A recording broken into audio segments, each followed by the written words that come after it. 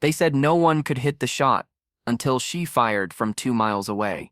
The wind clawed at her face, sharp and merciless, as she lay flat against the cold earth. All around her, seasoned men whispered doubts, their voices carrying a cruel edge. "No one can hit that shot," one muttered. Another smirked. "She'll never pull it off." 2 miles away, the faint silhouette of a high-value target shifted in the haze, barely visible through the heat mirage.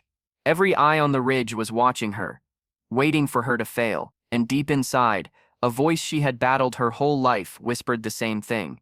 "Maybe they're right. Before I tell you what happened next, tell me in the comments where you're watching from. I love knowing who's listening." Her name was Sergeant Elena Reyes.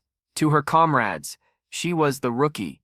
To herself, she was the daughter of a man who never came home from the battlefield, a man whose rifle hung above her childhood bed as both comfort and reminder. Now that rifle lay cradled in her hands. The moment demanded perfection. 2 miles, more than 3,500 yards. The kind of shot even legends whispered about. The kind that decided wars or buried careers. She adjusted the scope, but her fingers trembled, her breath caught in her throat. What if she missed? What if she proved every sneer, every mocking glance, every dismissal true? Around her, silence thickened. Dust swirled in the golden sunlight, catching like sparks in the wind. She closed her eyes for half a second, hearing her father's voice. "Trust the wind. Trust yourself." The target moved again. Time was slipping. Her spotter leaned in, his voice barely above a whisper. "It's impossible. You don't have to do this." Elena's jaw tightened. She had to, not for them, but for the promise she made years ago, kneeling at her father's grave. "I'll carry your name farther than anyone thinks I can." Her heart hammered so hard it drowned out the world. She exhaled slowly, aligning sight and spirit. The shot stretched before her like destiny itself, uncertain, impossible, but calling. And then, with steady hands born of defiance and hope, she squeezed the trigger. The sound cracked through the silence like thunder splitting the sky. For an eternal heartbeat, no one breathed. The bullet cut through air and wind, carving its path unseen. Soldiers leaned forward, eyes straining, hearts caught between disbelief and cruel expectation. Then it happened. The target collapsed in the distance, clean, absolute.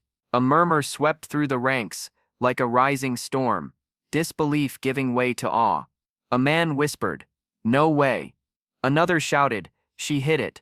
And suddenly the ridge erupted. Shouts, cheers, fists raised high.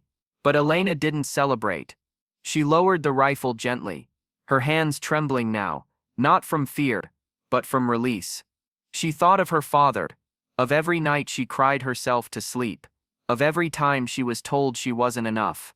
A tear slipped down her cheek, hidden quickly in the dust.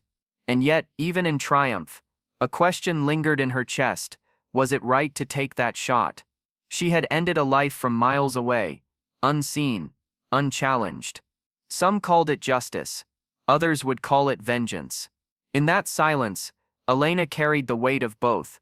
Her commanding officer approached, the same man who once told her she'd never last a month in the field. His voice broke through the roaring celebration.